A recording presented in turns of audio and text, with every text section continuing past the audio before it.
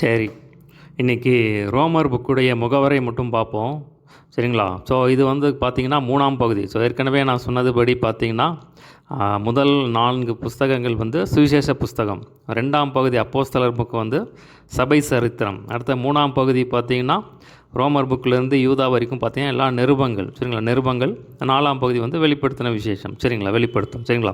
இது வந்து 3ஆம் பகுதி. சரிங்களா? இப்போ பைபிள் புதிய ஏற்பாடை வந்து 4 பகுதியாக பிரிச்சுக்கலாம். முதலாவது வந்து சுவிசேஷ புக்கு, சுவிசேஷங்கள் 4 புஸ்தகங்கள் வந்து சுவிசேஷ புஸ்தகங்கள். அடுத்து வந்து சபை சரித்திரம்.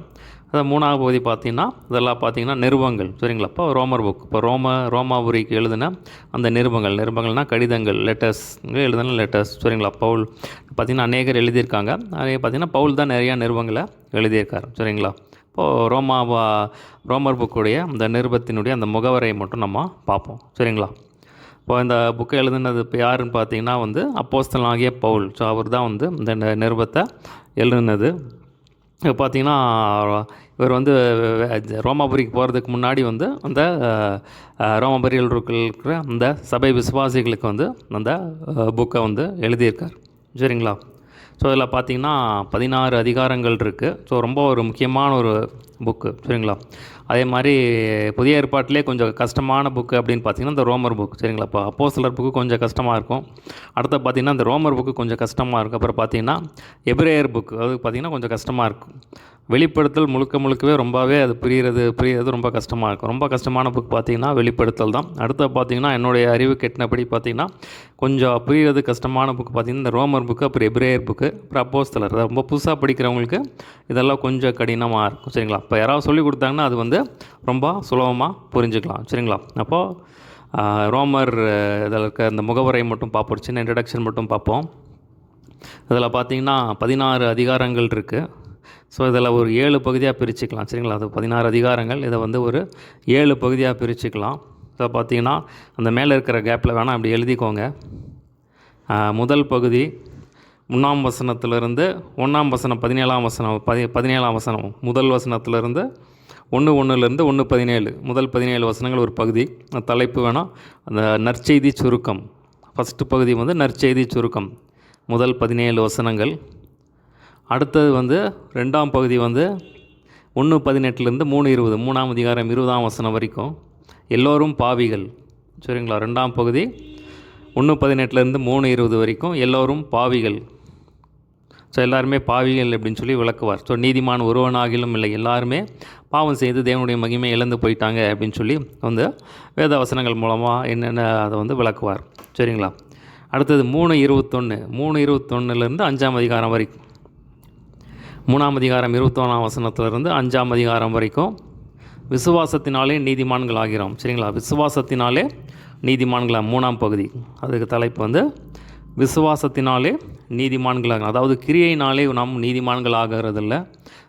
கிரியை செய்து ஏதோ ஒரு காரியத்தை நீங்கள் செஞ்சு அதனால் வந்து நீங்கள் நீதிமான் ஆகிறதில்ல. பார்த்திங்கன்னா இலவசமாக அவருடைய கிருபையினாலே கிறிஸ்து இயேசுவில் உள்ள மீட்பை கொண்டு நீதிமான்களாக்கப்படுகிறார்கள்னு சொல்லி ஸோ அந்த காரியத்தை வந்து விளக்குவார். சரிங்களா? ஏதோ கிரியை செய்து நீங்கள் நீதிமான்கள் ஆகவில்லை. இப்போ இலவசமாய் அவருடைய விசுவாசத்தினாலே நீங்கள் வந்து இலவசமாக வந்து நீங்கள் விசுவாசத்தினாலே நீதிமான்கள் ஆகிறீங்க அப்படின்னு சொல்லி அதை வந்து விளக்குவார். இது 3ஆம் பகுதி. அடுத்து பார்த்திங்கன்னா 6ஆம் அதிகாரத்துலேருந்து 8ஆம் அதிகாரம் வரைக்கும், 4ஆம் பகுதி 6ஆம் அதிகாரத்துலேருந்து 8ஆம் அதிகாரம் வரைக்கும் வாழ்வில் நீதியை நடப்பித்தல். சரிங்களா? வாழ்வில் நீதியை நடப்பித்தல். ஸோ அதை வந்து போட்டு வச்சுக்கோங்க. ஸோ இதில் என்ன இருக்கும் அப்படின்னா பார்த்திங்கன்னா நமக்குள்ள ஒரு பாவ மனுஷன் இருக்கான். ஸோ அந்த பாவ மனுஷனை வந்து நீங்கள் எப்படி மேற்கொள்வீங்க? ஸோ பவுல் எழுதுவார், நான் வந்து நன்மை செய்யணும்னு நினைக்கிறேன், ஆனால் நன்மை செய்கிறதோ என்கிட்ட இல்லை, எனக்குள்ளே ஒரு பாவ மனுஷன் இருக்கான். அப்போ அந்த பாவ மனுஷனை எப்படி மேற்கொள்கிறது அப்படின்னு பார்த்தீங்கன்னா அவர் அதுக்கே அவர் விளக்கம் சொல்லுவார். பார்த்தீங்கன்னா இயேசு கிறிஸ்துவினால் உண்டாகிய ஆவியின் பிரமாணம் என்னை பாவம் மரணம் என்கிற பிரமாணத்திலிருந்து விடுதலை ஆக்கிட்டு. ஸோ அந்த பார்த்தீங்கன்னா அதை எழுதுவார். அப்போ பார்த்தீங்கன்னா நீங்கள் உங்கள் சரீரத்தை வந்து ஜீவ பலியாக ஒப்பு கொடுங்க. நீங்கள் சரீரத்தை வந்து தேவனுக்கு பிரியமாக வந்து உங்கள் அவயவங்களை வந்து ஒப்பு கொடுங்க, பரிசுத்தத்துக்கு நேராக ஒப்பு கொடுங்க. அப்போ ஒப்பு கொடுத்து அப்போ ஆவியின் பிரமாணத்தின் மூலமாக வந்து நீங்கள் வந்து விடுதலை ஆவீங்க அப்படின்னு சொல்லி வந்து அந்த காரியத்தை வந்து விளக்குவார். தான் 6ஆம் அதிகாரத்திலிருந்து 8ஆம் அதிகாரம். ஸோ அது என்னென்னா வாழ்வில் நீதியை நடப்பித்தல். சரிங்களா? அதோட 4ஆவது பகுதி வாழ்வில் நீதியை நடப்பித்தல். அடுத்த 5ஆம் பகுதி 9ஆம் அதிகாரத்திலிருந்து 11ஆம் அதிகாரம் வரைக்கும் 9 முதல் 11 வரை 5ஆம் பகுதி. அதோட தலைப்பு என்னென்னா இஸ்ரவேலரின் நிலை அப்படின்னு சொல்லி போட்டுக்கோங்க. இஸ்ரவேலரின் நிலை, சரிங்களா? இஸ்ரவேலரின் நிலை. ஸோ அதாவது இஸ்ரவேலர் என்ன அப்படின்னா, அவங்க வந்து சுவிசேஷத்தை வந்து விசுவாசிக்கலை, சரிங்களா? அப்போ பார்த்திங்கன்னா அவர் தான் இயேசு கிறிஸ்து தான் மேசியா, அவர் தான் கிறிஸ்து, அவர் தான் உலக ரட்சகர் அப்படிங்கிறது வந்து ஏற்றுக்கொள்ள. அப்போ அவங்களோட நிலைமை என்ன? அப்போ அவர்களெல்லாம் விடுபட்டாங்களா? ஆண்டவர் தேவனங்களை மறந்துட்டாரா?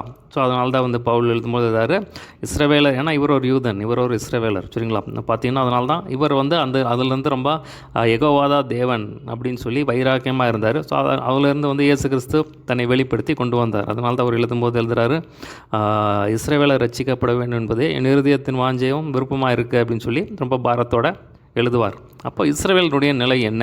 உரஜாதிகளெல்லாம் சுவிசேஷத்தை கேட்டு ரட்சிக்கப்பட்டாங்க. அப்போ இஸ்ரவேலருக்கு வந்து தேவன் என்ன ஒளியை வச்சுருக்காரு, அவருடைய நிலைமை என்ன, தேவன் அவர்களை குறித்து என்ன திட்டம் வச்சுருக்காரு, ஸோ அந்த இஸ்ரவேலருடைய நிலை என்ன, தேவன் என்ன திட்டம் வச்சுருக்கார், ஸோ அந்த காரியங்கள் தான் 9ஆம் அதிகாரத்திலிருந்து 11ஆம் அதிகாரம் வரைக்கும் இருக்கும், சரிங்களா? இஸ்ரவேலரின் நிலை, சரிங்களா?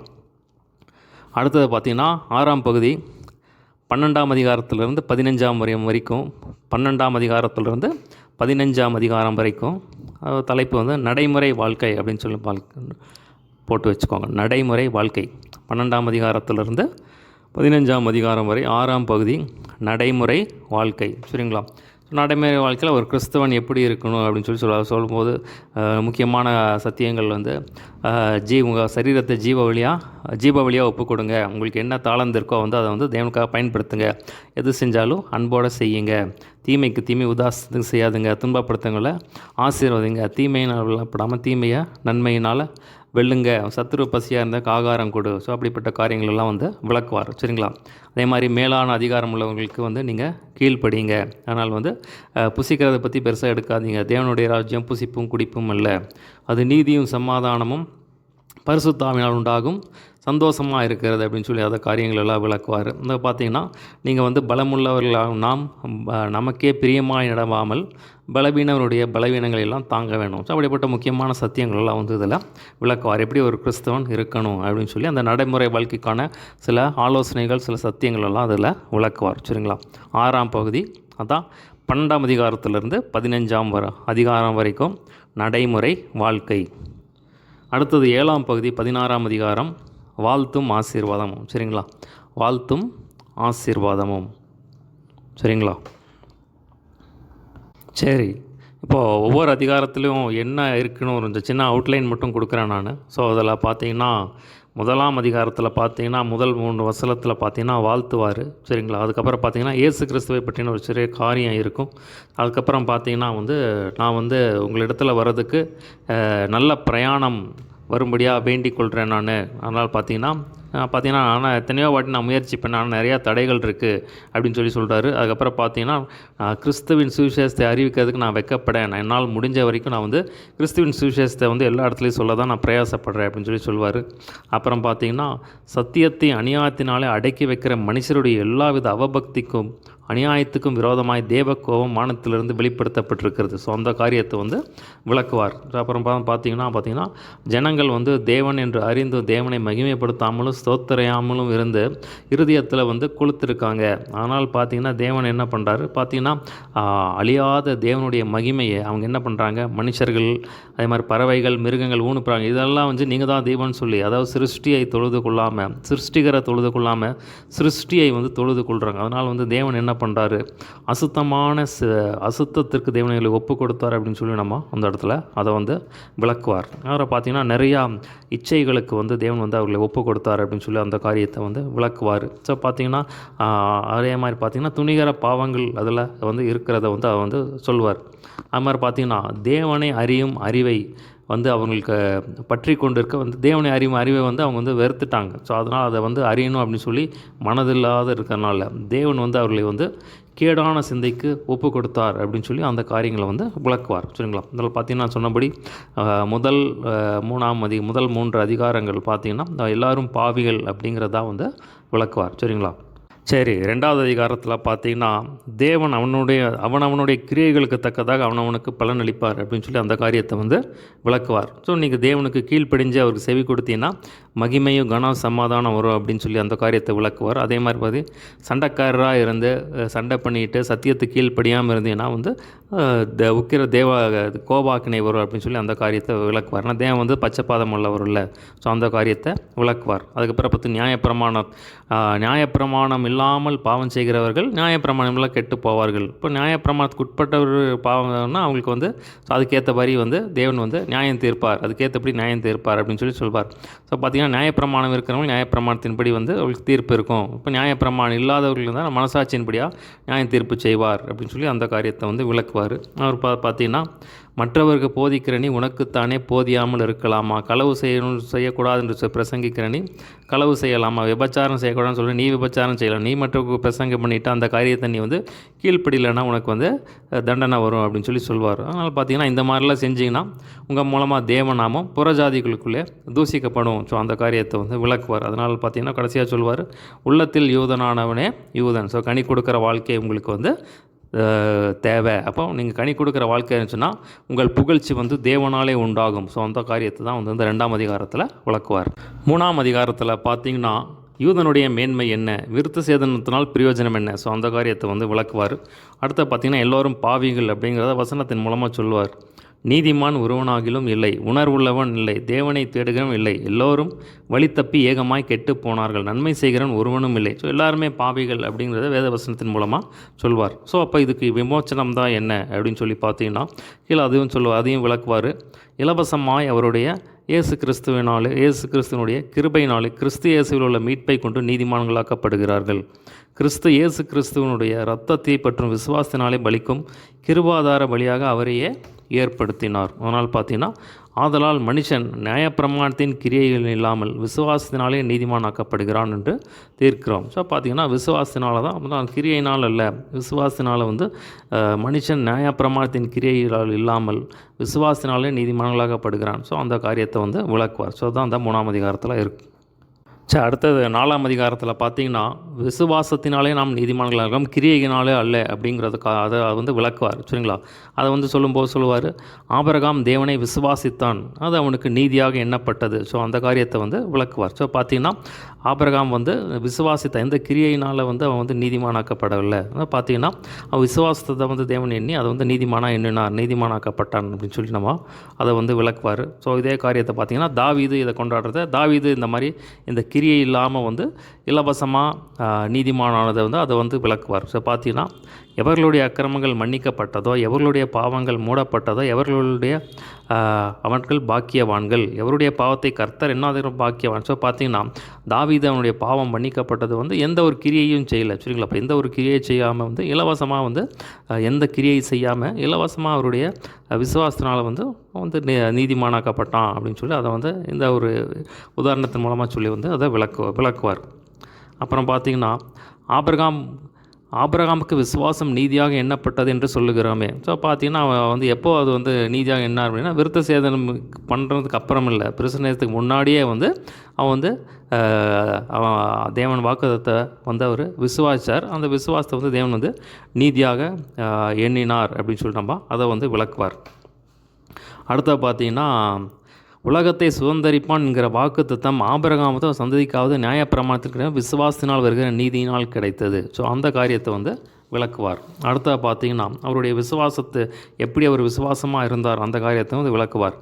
உன் சந்ததி இவ்வளவாக இருக்கும் என்று சொல்லப்பட்டபடியே தன் அநேக ஜாதிகளுக்கு தகப்பனாவதை நம்புவதற்கு ஏதுவில்லாதிருந்தும் அதை நம்பிக்கையோடு விசுவாசத்தான். ஸோ பார்த்தீங்கன்னா ஆண்டவர் சொன்னார் சந்ததி இவ்வளவாக இருக்குன்னு சொல்லி சொன்னார். ஆனால் பார்த்தீங்கன்னா அவர் எப்படி விசுவாசத்தில் வசனம் சொல்லுது, அவர் விசுவாசத்தினாலே பலவீனமாக இருக்கவில்லை. ஸோ ஏறக்குறைய 100 வயதால் போது பார்த்திங்கன்னா விசுவாசத்தில் வந்து நல்ல விருத்தி அடைந்தார். வாக்குத்தத்தம் பண்ணதை தேவன் நிறைவேற்ற வல்லவராக இருக்க நம்பி விசுவாசத்தில் வல்லவனானார். ஸோ எப்படி நம்ம விசுவாசத்தில் பெறுகிறது அப்படின்னு சொல்லி அந்த காரியத்தை வந்து ஆபிரகாம் எப்படி விசுவாசமாக இருந்தார், ஸோ அவர் எப்படி விசுவாசத்தில் வல்லவனானார் அப்படின்னு சொல்லி வந்து அந்த காரியத்தை விளக்குவார். தான் 4ஆம் அதிகாரத்தில் இருக்குது. ஸோ அடுத்தது 5ஆம் அதிகாரத்தை பார்த்திங்கன்னா நாம் இவ்விதமாய் நாம் விசுவாசத்தினாலே நீதிமான்களாக்கப்பட்டிருக்கிறபடியினால் இயேசு கிறிஸ்துவினால் சமாதானம் உண்டு. ஸோ அந்த காரியத்தை வந்து விளக்குவார். நம்ம எவ்வளோ உபத்திரம் வந்தாலும் உபத்திரங்களையும் நாங்கள் வந்து மேன்மை பாராட்டுகிறோம், அந்த காரியத்தை விளக்குவார். அவர் பார்த்திங்கன்னா பரிசுத்த ஆவி நம்ம மேலே ஊற்றப்படும் போது தேவ அன்பு நம்ம இருதயங்கள் ஊற்றப்படுகிறது, அந்த காரியத்தை வந்து விளக்குவார். இப்போ குறித்த காலத்தில் கிறிஸ்து அக்கிரமக்காக மரித்தார். ஸோ அந்த காரியத்தை வந்து விளக்குவார். நாம் பாவிகளாக இருக்கையில் கிறிஸ்து நமக்காக மரித்ததினால தேவன் நம்மேல் வைத்த அன்பை விளங்க பண்ணினார். ஸோ அதை வந்து எப்படி விளங்க பண்ணினார்? ஸோ அந்த காரியத்தை வந்து விளக்குவார். அவரை பார்த்திங்கன்னா ஒரே மனுஷனுடைய கீழ்ப்படியாமையினாலே அநேகர் பாவிகளாக்கப்பட்டது போல ஒருவருடைய கீழ்ப்படினாலும் அநேகர் நீதிமான்கள். ஆதாம் எப்படி பாவம் செஞ்சு எல்லாத்தையும் இழந்து போனாலும், ஆனால் இயேசு கிறிஸ்து வந்து கீழ்ப்படிஞ்சு வந்து அநேகர் நீதிமான்களாக்க, அதனால் வந்து நான் நீதிமான்களாகிறேன். ஸோ அந்த காரியத்தை வந்து விளக்குவார். ஸோ இதுதான் 5ஆம் அதிகாரத்தில் இருக்கும். சரி, 6ஆம் அதிகாரத்தில் பார்த்திங்கன்னா நீங்கள் வந்து ஞானஸ்தானத்தினால கிறிஸ்துவோட கூட அடக்கம் பண்ணப்பட்டிருக்கீங்க. அதனால் பார்த்தீங்கன்னா அவருடைய மரணத்தின் சாயலில் இணைக்கப்பட்டவர்களாக இருந்தால் உயிர்த்தெழுதின் சாயலில் வந்து நீங்கள் இணைக்கப்பட்டிருப்பீங்க. ஸோ அந்த காரியத்தை வந்து விளக்குவார். நீங்கள் பாவத்துக்கு ஊழியம் செய்யாதபடிக்கு பாவ சரீரம் ஒழிந்து போகும் பொருட்டாக பழைய மனுஷன் அவருடைய கூட சிலுவையில் அறையப்பட்டது என்று அறிந்திருக்கோம். பழைய மனுஷன் பாவ சரீரம், பழைய மனுஷன் நம்ம எப்போ ஞானஸ்தானம் உள்ளே போகிறோம், அவர் எப்படி சிலுவையில் அறையப்பட்டாரோ பாவ மனுஷன் அதில் வந்து அறையப்பட்டுருச்சு. ஸோ அந்த காரியத்தை வந்து விளக்குவார். அதே மாதிரி பார்த்திங்கன்னா உங்களை பாவத்திற்கு அதனால் நீங்கள் எப்படி நினச்சிக்கிறோங்க அப்படின்னா, நீங்கள் பாவத்துக்கு மரித்தவர்களாயும் நம்ம இயேசு கிறிஸ்துவுக்குள் தேவனுக்கென்று பிழைத்தவர்களாகவும் எண்ணிக்கொள்ளுங்க. ஸோ அந்த காரியத்தை வந்து விளக்குவார். ஸோ அப்படி நீங்கள் உங்கள் அபயங்களை வந்து நீதி அவங்களாக வந்து ஒப்புக் கொடுங்க சொல்வார். வந்து பாவம் வந்து உங்களை ஆளாது அப்படிங்கிறத அதை வந்து விளக்குவார். சரிங்களா? ரொம்ப ஒரு முக்கியமான சத்தியம் இது. பார்த்தீங்கன்னா நீங்கள் வந்து நியாயப்பிரமாணத்திற்கு கீழ்ப்பட்டவர்கள் அல்ல, நீங்கள் நியாயப்பிரமாணத்திற்கு கீழ்ப்பட்டிராமல் கிருபைக்கு கீழ்ப்பட்டிருக்கிறபடினால் பாவம் உங்களை மேற்கொள்ள மாட்டாது. ஸோ அந்த காரியத்தை வந்து விளக்குவார். சரிங்களா? அப்புறம் பார்த்தீங்கன்னா இது வரைக்கும் வந்து உங்கள் மாம்சத்தை வந்து அக்கிரமம் செய்கிறதுக்காக நீங்கள் வந்து ஒப்பு கொடுத்துங்க. இப்போ அதுக்கு பதில் நீங்கள் என்ன பண்ணுங்கள், பரிசுத்தமானதை நடப்பிக்கும்படியாக உங்கள் அவயங்களை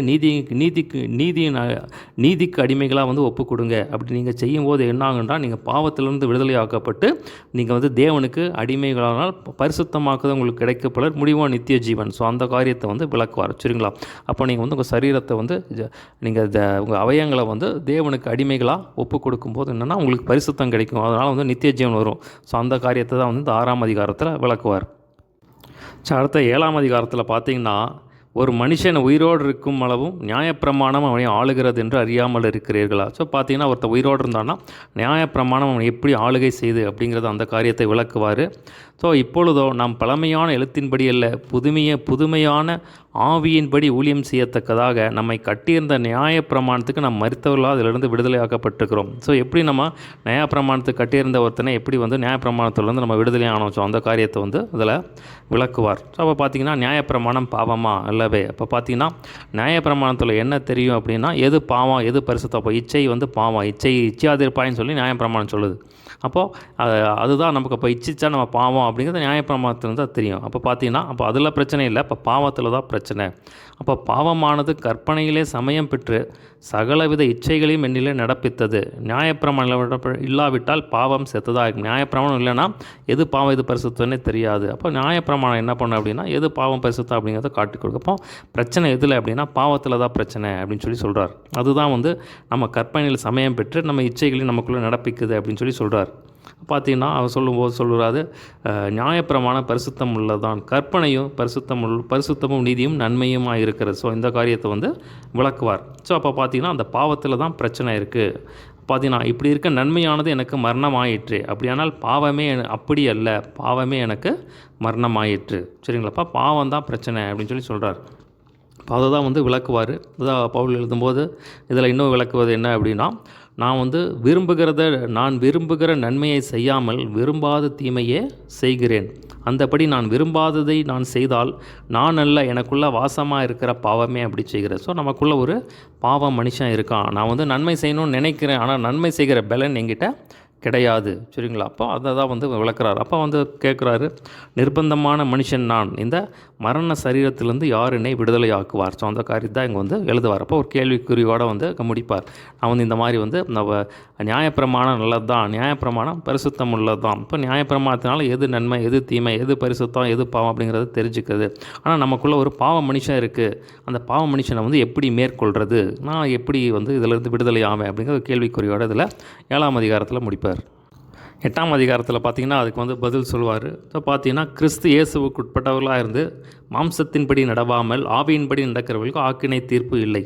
இயேசு கிறிஸ்துவனாலே ஜீவனுடைய ஆவியின் பிரமாணம் என்னை பாவ மரணம் என்கிற பிரமாணத்தினின்று விடுதலை ஆக்கிட்டு. ஸோ 7ஆம் அதிகாரத்தில் கேட்கும்போது சொல்வார், இந்த பாவ சரீரத்திலிருந்து யார் என்னை விடுதலை ஆக்குவான்னு சொல்கிறார். இதுலேயே அங்கே விட சொல்கிறார் பாருங்கள், இயேசு கிறிஸ்துவினாலே ஜீவனுடைய ஆவியின் பிரமாணம் என்னை பாவம் மரணம் என் பிரமாணத்திலிருந்து விடுதலை ஆக்கிட்டு. ஸோ அப்போ பார்த்தீங்கன்னா அதான் வந்து இந்த இடத்துல விளக்குவார், எப்படி நீங்கள் வந்து விடுதலை ஆனீங்க, பாவ மனுஷத்துலேருந்து எப்படி விடுதலை ஆக முடியும் அப்படிங்கிறது வந்து இந்த இடத்துல வந்து விளக்குறார். மாம்ச சிந்தை மரணம், ஆவியின் சிந்தையோ ஜீவனும் சமாதானமாம். ஸோ அந்த காரியத்தை வந்து விளக்குவார்.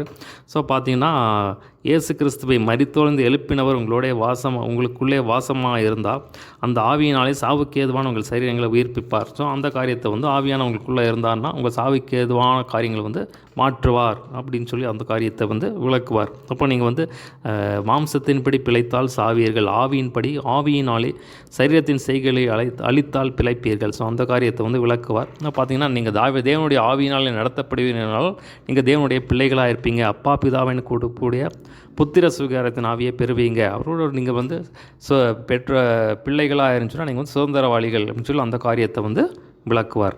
பார்த்தீங்கன்னா பின்னாடி இக்காலத்து பாடுகள் நம்ம இடத்துல வெளிப்படும் மகிமைக்கு ஒப்பிடத்தக்கவைகள் அல்ல அப்படின்னு சொல்லி அந்த காரியத்தை வந்து சொல்லுவார். பார்த்தீங்கன்னா இப்போ இருக்கிற அந்த கஷ்டங்கள் நஷ்டங்களுக்கு வந்து எதிராக பின்னாடி வரப்போகிற வந்து மகிமை வந்து பார்த்திங்கன்னா அது வந்து அளவிடப்படியாத பெரிதாக இருக்கும் அப்படின்னு சொல்லி அந்த காரியத்தை வந்து விளக்குவார். ஸோ பார்த்திங்கன்னா ஆவியானவர் நமக்கு வந்து நம்ம பலவீனங்களே உதவி செய்வார், தேவனுடைய சித்தத்தின்படியாக வந்து நமக்காக வந்து வேண்டுதல் செய்வார் அப்படின்னு சொல்லி அந்த இடத்துல அந்த காரியத்தை வந்து விளக்குவார். அப்போ பார்த்தீங்கன்னா தேவனுடைய சாயலுக்கு ஒப்பாக இருக்கிறதுக்கு வந்து தேவன் வந்து நம்மை முன்குறித்திருக்கிறார் அப்படின்னு சொல்லி அந்த காரியத்தை வந்து விளக்குவார். தேவன் நம் பட்சத்தில் இருந்தால் நமக்கு விரோதமாக இருப்பவன் யார்? ஸோ அந்த காரியத்தை வந்து விளக்குவார். பார்த்தீங்கன்னா ஸோ என்ன பாடுகள் பிரச்சனைகள் வந்தாலும் கிறிஸ்துவின் அன்பை விட்டு நம்மை பிரிக்க மாட்டாது. உபத்திரம், வியாதி, வியாகுலம் என்ன வந்தாலும் சரி, எதுவுமே பட்டயமாக வந்தாலும் சரி, அழிவு, நாசமோசம், சாவே வந்தாலும் சரி, இயேசுவின் அன்பை விட்டு நம்ம பிரிக்க மாட்டாது அப்படின்னு சொல்லி வந்து இந்த இடத்துல வந்து விளக்குவார். ஸோ 8ஆம் அதிகாரம் ரொம்ப ஒரு முக்கியமான ஒரு அதிகாரம், முக்கியமான சத்தியங்கள் அடங்கியிருக்கு. சரிங்களா? ஸோ அடுத்த 9ஆம் அதிகாரம் பார்த்திங்கன்னா எனக்கு மிகுந்த துக்கமும் இடைவிடாத மனவேதையும் உண்டாயிருக்கிறது. ஸோ என்னன்னு சொல்லி அதை வந்து கீழே விளக்குவார். நான் சொன்னேன் ஏற்கனவே 9ஆம் அதிகாரத்திலிருந்து 11ஆம் அதிகாரம் வரைக்கும் இஸ்ரவேலரின் நிலை. சரிங்களா? இஸ்ரவேலர் வந்து இன்னும் இயேசு கிறிஸ்து வந்து ஏற்றுக்குள்ளே ரட்சிக்கப்படல. ஸோ நான் அதோட நிலை. ஸோ அதுதான் வந்து 9ஆம் அதிகாரத்திலிருந்து 11ஆம் அதிகாரம் வரைக்கும். ஸோ இந்த 9ஆம் அதிகாரத்தில் இந்த காரியம். அடுத்த பார்த்தீங்கன்னா தேவவசனம் அவமாய் போயிட்டு என்று சொல்லக்கூடாது, என்றால் இஸ்ரவேல் வம்சத்தார் எல்லோரும் இஸ்ரவேலர் அல்லவே. ஏன்னா வந்து இஸ்ரவேலர் என்ன பண்ணும், சுவிசேஷத்தை விசுவாசத்தை இயேசு கிறிஸ்துவை ரட்சகராக ஏற்றுக்கொண்டால் அவர்கள் விசுவாசி, அப்பா பிதான் கூப்பிடக்கூடிய புத்தி சுகாரம் புதிய ஏற்பாட்டின் உடன்படிக்கைக்குள்ளே அவங்க வருவாங்க. ஸோ அதனால் வந்து இஸ்ரவேலர் எல்லாரும் வந்து இஸ்ரவேலர் அல்லவே, அவங்க பழைய ஏற்பாட்டிலே இருக்காங்க. ஸோ அதுதான் அவங்க அது எப்படின்னு சொல்லி இந்த இடத்துல விளக்குவார். ஆகையால் நாம் என்ன சொல்வோம், தேவனிடத்தில் அநீதி உண்டு என்று சொல்லலாமா? சொல்லக்கூடாதே. எவன் மேல் இரக்கமாக இருக்க சித்தமாக இருப்பானோ அவன் மேல் இரக்கமாக இருப்பான், எவன் மேல் உருக்கமாக இருக்க சித்தமாக இருப்பானோ. ஸோ அந்த காரியத்தை வந்து அவர் வந்து விளக்குவார். இப்போ தேவன் அநீதி உள்ளவரா இல்லை அப்படின்னு சொல்லி அதை வந்து விளக்குவார். ஸோ அதே மாதிரி பார்த்திங்கன்னா புறஜாதிகளுக்கும் வந்து சுவிசேஷம் அறிவிக்கப்படுகிறது, அவர்களுக்கும் அவர் தேவன் தான் சொல்லி அந்த காரியத்தை வந்து கீழே விளக்குவார். அவர் யூதரிலிருந்து மாத்திரமல்ல புறஜாதியிலிருந்தும் நம்மை அழைத்திருக்கிறாரே, அந்தபடி எனக்கு ஜனங்கள் அல்லாதவர்களை என்னுடைய ஜனங்கள் என்றும் சிநேகிக்கப்படாதிருந்தவளை சிநேகிக்கப்பட்டவள் என்றும் சொல்லி அழைப்பேன். ஸோ பார்த்திங்கன்னா புறஜாதிகளுக்கும் வந்து சுவிசேஷம் அறிக்கையோடு அவருக்கும் அவர் ரட்சிப்பை தருகிறார். ஸோ அதை வந்து அவர் வந்து இங்கே விளக்குவார். இப்படி இருக்க நாம் என்ன சொல்லுவோம், நீதியை தேடாத புறஜாதியார் நீதியை அடைந்தார்கள், அது விசுவாசத்தினால் ஆகும் நீதியை. ஸோ எப்படி புறஜாதியார் ரட்சிக்கப்படுறாங்க, அவங்க எப்படி தேவனை ஏற்றுக்கொள்கிறாங்க. ஸோ அந்த காரியத்தை வந்து இந்த இடத்துல விளக்குவார். ஸோ அடுத்த 10ஆம் அதிகாரம் பாருங்கள். சகோதரரை இஸ்ரவேலர் ரட்சிக்கப்பட வேண்டும் என்பதே என் இருதயத்தின் விருப்பமும் தேவனை நோக்கி செய்யும் விண்ணப்பமாக இருக்கிறது. ஸோ பார்த்திங்கன்னா இஸ்ரவேலர் ரட்சிக்கப்படணும், யூதர்கள் ரட்சிக்கப்படணும் அப்படிங்கிறது வந்து அவர் வந்து சொல்கிறாரு. இதை பார்த்திங்கன்னா அவங்களுக்கு வந்து வைராக்கியம் உண்டு, இஸ்ரவேலருக்கு வந்து வைராக்கியமாக இருக்காங்க. ஆனால் வந்து அறிவுக்கேற்ற வைராக்கியம் இல்லை. ஸோ பார்த்திங்கன்னா இயேசு கிறிஸ்து விசுவாசா தான் அவங்க என்ன பண்ணுவாங்க, ரட்சிக்கப்படுவாங்க. ஸோ அந்த காரியத்தை வந்து விளக்குவார். அப்போ வந்து எப்படி ரட்சிக்கப்படுறது அந்த காரியத்தை வந்து கீழே வந்து விளக்குவார். அதுக்கப்புறம் பார்த்திங்கன்னா அவரை விசுவாசிக்கிறவன் எவனும் கெட்டு போவதில்லை. ஸோ அந்த காரியத்தை வந்து சொல்லுவார். பார்த்திங்கன்னா அவரை விசுவாசியாதவர்கள் எப்படி அவரை தொழுது கொள்வார்கள்? அவரை குறித்து கேள்விப்படாதவர்கள் எப்படி விசுவாசிப்பார்கள்? பிரசங்கிக்கிறவன் இல்லாவிட்டால் எப்படி கேள்விப்படுவார்கள்? ஸோ பார்த்தீங்கன்னா அப்போ பார்த்தீங்கன்னா அவர் சுவிசேஷமாக போய் இயேசு கிறிஸ்துவை பற்றி சுவிசேஷத்தை நம்ம வந்து அறிவிக்கணும். அப்போ அறிவித்தா தான் வந்து என்ன பண்ணுவாங்க, அவன் வந்து விசுவாசிப்பாங்க, அப்போ தான் தொழுது கொள்வாங்க, அப்போ தான் ரசிக்கப்படுவாங்க. ஸோ அந்த காரியத்தை வந்து விளக்குவார். அப்போ விசுவாசம் எப்படி வரும்? விசுவாசம் கேள்வியினாலே வரும், கேள்வி தேவவசனத்தினாலே வரும். இப்போ சுவிசேஷத்தை போய் தேவவசனத்தை சொல்லும்போது அவங்களுக்கு சுவிசேஷம் வரும். ஸோ அந்த காரியத்தை வந்து இந்த இடத்துல விளக்குவார். அதான் 10ஆம் அதிகாரத்தில் விளக்குவார். 11ஆம் அதிகாரத்தில் பார்த்தீங்கன்னா, இப்படி இருக்க தேவன் தம்முடைய ஜனங்களை தள்ளிவிட்டாரோ என்று கேட்கிறேன், தள்ளிவிடவில்லையே. ஸோ பார்த்தீங்கன்னா எப்படி தள்ளிவிடாமல் இருந்தார் அப்படின்னு சொல்லி அதை வந்து இந்த இடத்துல விளக்குவார். எப்படி வந்து யூதர்களை தள்ளிவிடாமல் இருக்கார். ஸோ பாகாலுக்கு முன்பாக முழங்கால் பிடியிடாத 7,000 பேரை எனக்காக மீதியாக வைத்தேன். ஸோ அப்படி ஒரு மீதியாக அந்த மாதிரி வந்து ஒரு பங்கு மீதியாக இருக்கும் அப்படிங்கிறது. ஸோ அந்த காரியத்தை வந்து இந்த இடத்துல வந்து விளக்குவார். இப்படி இருக்க விழுந்து போகும் படிக்கா இடறினார்கள் என்று கேட்கிறேன், அப்படி அல்லவே. அவர்களுக்குள்ளே வைராக்கியத்தை எழுப்பத்தக்கதாக அவர்களுடைய தவறுதலினாலே புறஜாதிகளுக்கு ரட்சிப்பு கிடைத்தது. ஸோ அந்த காரியத்தை வந்து விளக்குவார். ஸோ அவர்களுடைய தவறு உலகத்திற்கு ஐஸ்வர்யமும் அவருடைய குறைவு புறஜாதிகளுக்கு ஐஸ்வர்யமாக இருக்க அவருடைய நிறைவு எவ்வளோ அதிகமாக இருக்கும். ஸோ அந்த காரியத்தை வந்து விளக்குவார். ஸோ பார்த்திங்கன்னா புறஜாதிகள் செய்த தவறுனால வந்து அது வந்து அதாவது இஸ்ரவேலர் வந்து தேவனை கொள்ளாதனால வந்து புறஜாதிகளுக்கு வந்து அது வந்து ஐஸ்வர்யமாக இருக்குது, அவங்களுக்கு வந்து ரட்சிப்பு கிடச்சிது. அப்போ பார்த்திங்கன்னா அவங்க அதை ஏற்றுக்கொண்டாங்கன்னா அவங்க இன்னும் எவ்வளோ அதிகமாக வந்து அந்த சுவிசேஷம் வந்து உலகம் எங்கும் போகும் அப்படின்னு சொல்லி அந்த காரியத்தை வந்து இந்த இடத்துல விளக்குவார். புறஜாதியாருடைய நிறைவு உண்டாகும் வரைக்கும் இஸ்ரவேலரில் ஒரு பங்குக்கு கடினமான மனது உண்டாயிருக்கும். இந்த பிரகாரம் இஸ்ரவேலர்களும் ரட்சிக்கப்படுவார்கள். ஸோ எப்படியா வந்து அவர் வந்து எப்படி இஸ்ரவேலர்கள் ரட்சிக்கப்படுவாங்க அப்படின்னு சொல்லி அந்த காரியத்தை இந்த இடத்துல விளக்குவார். அதே மாதிரி பார்த்திங்கன்னா தேவனுடைய கிருபை வரங்களும் அழைப்பும் மாறாதவர்களே, அந்த காரியத்தை வந்து சொல்வார். தேவனுடைய ஐஸ்வர்யம் ஞானம் அறிவு எங்களுடைய ஆழம் எவ்வளவாக இருக்குது. ஸோ அந்த காரியத்தை அந்த இடத்துல வந்து விளக்குறத நம்ம அந்த 11ஆம் அதிகாரத்தில் பார்க்க முடியும். ஸோ அடுத்த பார்த்திங்கன்னா 12ஆம் அதிகாரத்துலேருந்து 15ஆம் அதிகாரம் வரைக்கும் வாழ்வில் நீதியை நடப்பித்தல். சரிங்களா, அதில் வந்து முக்கியமான சத்தியங்கள் வந்து அந்த இடத்துல சொல்வார். ஸோ அந்த 12ஆம் அதிகாரத்தில் என்ன இருக்குது அப்படின்னா, அவங்க சரீரத்தை வந்து ஜீவ பலியாக ஒப்பு கொடுங்க, அதுதான் வந்து நீங்கள் செய்யத்தக்க வந்து புத்தியுள்ள ஆராதனை அப்படின்னு சொல்லி சொல்லுவார். அதே மாதிரி பார்த்திங்கன்னா உங்களுக்கு என்ன வரங்கள் இருக்கோ பார்த்திங்கன்னா அதை வந்து நீங்கள் வந்து தேவனுக்காக பயன்படுத்துங்க. ஊழியம் செய்கிறவன் ஊழியத்திலும் போதிக்கிறதும் தீர்க்கதரிசனம் சொல்கிறதும் கொடுக்குற கிருபை இருந்துச்சுன்னா அதை கொடுங்க அப்படின்னு சொல்லி இந்த உங்களுக்கு இருக்கிற தாளந்த கிருபைகளை தேவனுக்காக பயன்படுத்துங்க அப்படின்னு சொல்லி சொல்வார். அப்புறம் பார்த்திங்கன்னா உன் அன்பு மாயமற்றதாக இருப்பதாக அப்படின்னு சொல்லி சொல்லுவார். ஆவியில் அனலாக இருங்க, கர்த்தருக்கு ஊழியம் செய்யுங்கள் அப்படின்னு சொல்லி சொல்லுவார். பார்த்திங்கன்னா துன்பப்படுத்துங்கள், ஆசீர்வதிங்க, ஒரு நாள் சபியாதிருங்க அப்படின்னு சொல்லி சொல்லுவார். சலுகிறவர்களுடைய அடுங்க, சந்தோஷப்படுறவங்களுடைய சந்தோஷப்படுங்க, அந்த காரியத்தை சொல்லுவார். யாருக்குமே தீமைக்கு தீமை செய்யாதிருங்க. சத்துரு பசியாக இருந்துச்சுன்னா வந்து அவங்களுக்கு ஆகாரம் கொடுங்க. தீமையினால் வெல்லப்படாமல் தீமையை நன்மையினால் வெல்லுங்க. ஸோ அந்த காரியத்தை வந்து இதில் விளக்குவார். ஸோ அடுத்த பார்த்திங்கன்னா 13ஆம் அதிகாரம். ஸோ அதில் எல்லாம் பார்த்திங்கன்னா எந்த மனுஷனும் மேலான அதிகாரம் உள்ளவர்களுக்கு வந்து கீழ்ப்படிங்க அப்படின்னு சொல்லி சொல்வார். அந்த அதிகாரி வந்து மோசமான அதிகாரியாக இருந்தாலும் சரி அவர்கள் கீழ்ப்படிங்க அப்படின்னு சொல்லி சொல்வார். அதே மாதிரி பார்த்திங்கன்னா உன்னிடத்தில் அன்பு கூறுவது போல் பிறனிடத்திலும் அன்பு கூறுவாயாக. பார்த்திங்கன்னா அன்பு கூறுகிற கடனை இல்லாமல் வேறு ஒன்றுக்கும் அன்பு கடன்படாதிருங்க அப்படின்னு சொல்லி விளக்குவார். ஏன்னா அன்பு வந்து நியாயப்பிரமாணத்தின் நிறைவேறுதலாக இருக்குது அப்படின்னு சொல்லி அந்த காரியத்தை வந்து அன்பாக இருங்க அப்படின்னு சொல்லி அந்த காரியத்தை வந்து விளக்குவார். அடுத்த பார்த்திங்கன்னா வந்து நீங்கள் வந்து துர்க்கிரைகளுக்கு இடமா அவங்க வந்து உடலை கொடுக்காமல் இயேசு கிறிஸ்துவை தரித்து கொள்ளுங்கள். ஒளியின் ஆயுதங்களை இருளின் கிரியைகளை நீங்கள் தள்ளிவிட்டு ஒளியின் ஆயுதங்களை தரித்து கொள்ளுங்கள். ஸோ அந்த காரியத்தை வந்து இந்த 13ஆம் அதிகாரத்தில் விளக்குவார். 16ஆம் அதிகாரத்தில் பார்த்திங்கன்னா விசுவாசத்தில் பலவீனங்களை சேர்த்து கொள்ளுங்க. ஸோ அந்த காரியத்தை வந்து விளக்குவார். புசிக்கிறவன் புசிக்காதிருக்கிறவனை வந்து அற்பமாக எண்ணாதிருப்பான், அதான் நம்ம அந்த காரியத்தை வந்து விளக்குவார். அதே மாதிரி பார்த்திங்கன்னா ஒருவன் வந்து ஒரு நாளை வந்து மற்றொரு நாளை பார்க்க விசேஷமாக எழுதுகிறான், ஆனால் இன்னொருத்த வந்து எல்லா நாளும் ஒரே மாதிரி வந்து எண்ணுகிறாங்க. ஸோ அதனால் பார்த்திங்கன்னா எதை செய்தாலும் வந்து தேவனுடைய நாம மகிமைக்காக வந்து அதனால் தேவன் மகிமைப்படுகிறாரா அந்த காரியம் அதை வந்து பார்த்துக்கோங்க அப்படின்னு சொல்லி சொல்கிறார். அதனால் பார்த்திங்கன்னா போஜத்தினால் உன் சகோதரன் விசனம் உண்டாக வந்து நடக்காத, அப்படி நடந்தினா நீ அன்பாக நடக்கிறவன் அல்ல.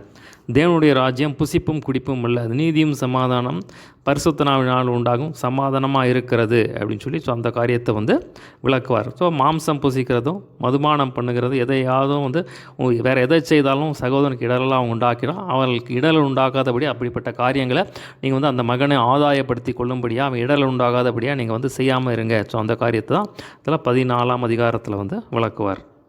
15ஆம் அதிகாரத்தில் பார்த்தீங்கன்னா, பலம் உள்ளவர்களாக நாம் நமக்கே பிரியமாய் நடவாமல் பலவீனருடைய பலவீனங்களை தாங்குங்க அப்படின்னு சொல்லி அந்த காரியத்தை வந்து விளக்கி எழுதுவார்.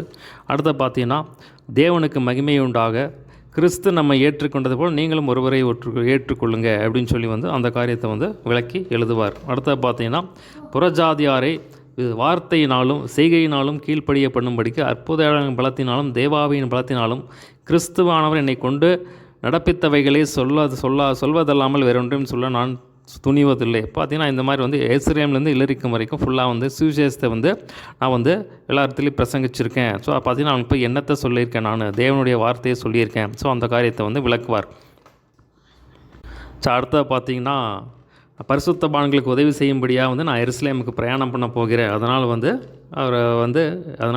துர்க்குணராகிய மனுஷர் கையிலேருந்து அவிசுவாச கையிலிருந்து நான் தப்பு வைக்கும்படும்படியாகவும் அந்த தர்ம சகாயம் வந்து அவர்களால் அங்கீகரிக்கும்படியாகவும் அதனால் வந்து எனக்காக வந்து விண்ணப்பம் பண்ணுங்க அப்படின்னு சொல்லி எழுதுவார். ஸோ அதுதான் இந்த 15ஆம் அதிகாரத்தில் இருக்குது. அடுத்த 16ஆம் அதிகாரத்தில் பார்த்தீங்கன்னா, கெங்கேய ஒரு சபை விசுவாசி, அதாவது ஊழியக்காரியாகிய சகோதரி பெபேயாளுக்கு என்ன உதவி தேவைப்படுது அதை செய்யுங்க அப்படின்னு சொல்லி எழுதுவார். அடுத்து பார்த்தீங்கன்னா எல்லாமே வாழ்த்துங்கள் அப்படின்னு சொல்லி எழுதுவார். தனிப்பட்ட விதத்தில் வந்து யார் வந்து இவ்வளவா கர்த்தருக்குள்ளே வந்து இவ்வளவா பிரயாசப்பட்டிருக்காங்க, எனக்கு உதவி செஞ்சாங்க, அதனால் வந்து அவங்களெல்லாம் வந்து தனித்தனியாக வந்து பேராக வாழ்த்தி அவளை எழுதுவார்.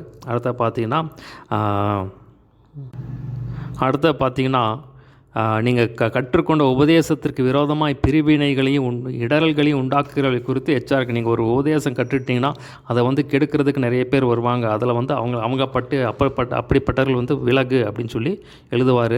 சமாதானத்தின் தேவன் சீக்கிரமாய் வந்து சாத்தானை கால்கள் கீழ் நசுக்கி போடுவார் அப்படின்னு சொல்லி வாக்குத்தத்தத்தை சொல்லியோ அந்த இடத்துல வந்து எழுதுவார். அப்புறம் பார்த்தீங்கன்னா உடன் வேலையாட்கள் எல்லாம் வந்து உங்களுக்கு வாழ்த்துதல் சொல்லுகிறார்கள் அப்படின்னு சொல்லி அந்த காரியத்தை எழுதுவார். அப்புறம் பார்த்தீங்கன்னா கடைசியாக வந்து வாழ்த்து ஆசீர்வாதம் சொல்லி முடிப்பார். சரிங்களா, அதுதான் அந்த 16ஆம் அதிகாரம். சரிங்களா, ஒரு சின்ன ஜெபம் பண்ணி முடிச்சிடலாம். ஏசப்பா, நீர் எங்களோடு பேசின வார்த்தைகளுக்காய் நன்றி, இந்த முகவரைக்காய் நன்றி. ஏசப்பா, உம்முடைய சத்தியத்தை நாங்கள் அறிந்து அதை கைக்குள்ள கர்த்தர் எங்களுக்கு அனுகிரகம் பாராட்ட வேண்டும்படியாய் ஜெபிக்கிறேன். நாங்கள் வசனத்தை கேட்கிறவர்களாய் மாத்திரமல்ல, அதன்படியாய் செய்ய எங்களுக்கு அனுகிரகம் பாராட்ட வேண்டும்படியாய் ஜெபிக்கிறேன். இதன் மூலம் இந்த நாம் மாத்திரம் மகிமைப்படட்டும். துதிகன மகிமை அவனுக்கே செலுத்துகிறோம். இயேசுவின் நாமத்தில் எல்லாவற்றும் கேட்குறோம். ஜீவனில் நல்ல பிதாவே, ஆமேன்.